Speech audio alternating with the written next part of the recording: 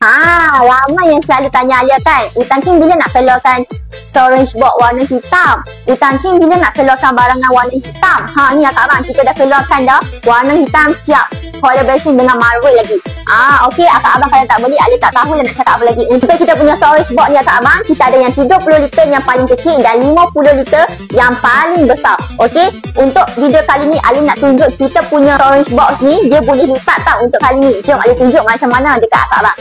Bang, storage box yang kali ni dia memang padu lah kualiti dia Kak Abang. Sebab apa? Kalau Kak Abang tengok Kak Abang akan dapat 4 roda, 4 tayar yang kecil macam ni. Kak Abang boleh pasang dekat bahagian bawah ni. Nampak tak? So kalau Kak Abang pasang, Kak Abang bolehlah tolak tarik dia ke sana ke sini. Okey, yang tu ialah kelebihan yang pertama. Okey, untuk yang lama kita punya papan ni dia tak ada lock tau.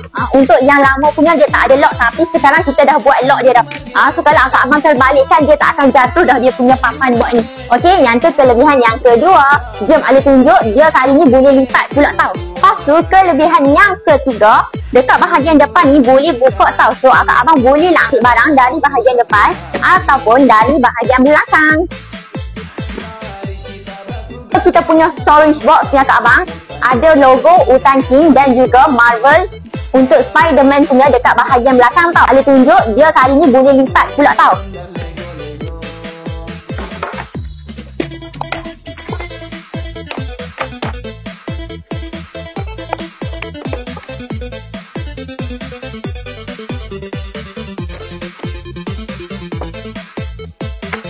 Tada! Ni bila Alia dah lipat. Memang sangat-sangat compact kan. Nak simpan dekat celah mana-mana pun boleh tau. Okey, untuk kita punya ni Kak Abang kan, dia punya box ni memang sangat-sangat kukuh tau. Nak jadikan sebagai tempat makan atas ni ataupun nak letak hias-hiasan pun boleh juga. Untuk kita punya storage box ni macam-macam kegunaan Kak Abang boleh buat tau. Nak simpan jajan, nak simpan baju, nak simpan segala barangan-barangan camping pun boleh juga tau. Okey, kalau Kak Abang berminat dengan kita punya edition yang baharu ni, warna hitam dan collaboration dengan Marvel, saja klik dekat background dekat bawah sekarang tau. Kalau Kak Abang nak harga murah, jangan lupa masuk dalam live kita. Okey, bye-bye. Kalau Kak Abang ada apa-apa lagi pertanyaan, boleh sahaja komen dekat bahagian bawah. Bye-bye.